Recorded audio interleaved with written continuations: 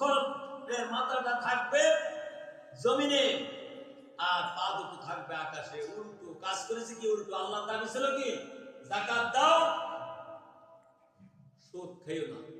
আরো খেয়েছে সুদ, যাকাত দেয়নি।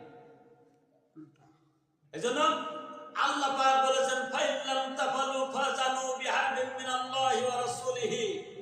যেই ব্যক্তি আপনার সুদ পরিত্যাগ করলো না, সুদ ছাড়লো না, আমি আল্লাহ এবং রাসূল তার বিরুদ্ধে যুদ্ধের ঘোষণা থাকবে।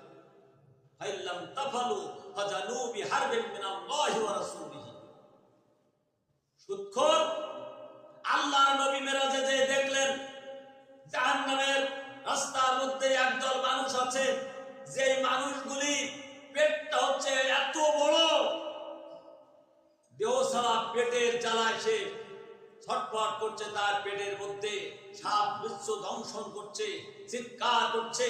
আর ওই সময় ফিরাউনের বাহিনী জাহান্নামে হাঁকিয়ে নেওয়া হচ্ছে, তার উপর দিয়ে তাদের পড়াতে পড়াতে, অর্থাৎ ফিরাউনের গোষ্ঠীরা তার উপর দিয়ে পড়াতে পড়াতে পড়াতে পায়ের তলায় পিষ্ট করে জাহান্নামে চলে যাচ্ছে।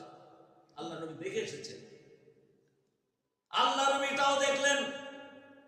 স্বপ্নের ভিতরে তাকে দেখানো হলো যে রক্তের একটা আপনার দরিয়া, তার মধ্যে একটা লোক, বুখারীর হাদিস, রক্তের একটা দরিয়া, এই দরিয়ার মধ্যে আপনার একটা লোক হাবুডুবু খাচ্ছে, আর কিনারে আরেকটা লোক দাঁড়িয়ে আছে কিছু পাথর নিয়ে। যখন রক্তের দরিয়া থেকে আপনার হাবুডুবু খেতে খেতে আপনার কিনার পর্যন্ত আসতেছে, তার মুখের উপরে পাথর ছুঁড়ে মারা হচ্ছে, আও মাও করে লোকটা কাঁদতে কাঁদতে আবার ওই দরিয়ার মধ্যে চলে যাচ্ছে।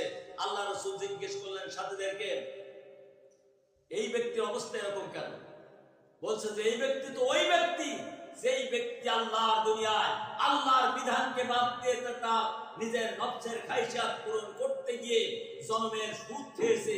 আর সুদ খাওয়ার অর্থ হলো মানুষের রক্ত জমা করেছিল, সেই রক্ত একসাথে করে তাকে রক্তের মধ্যে চুবানো হচ্ছে, আপনার শাস্তি দেওয়া হচ্ছে। আর যখনই সে কিনারে ফিরতে চাচ্ছে, আল্লাহ তাআলা তার শাস্তির জন্য পাথর দিয়ে দাঁড় করায় রেখেছে আর এক ফেরেশতাকে, যারা তাকে আপনার পাথর নিক্ষেপ করে এভাবে শাস্তি হচ্ছে।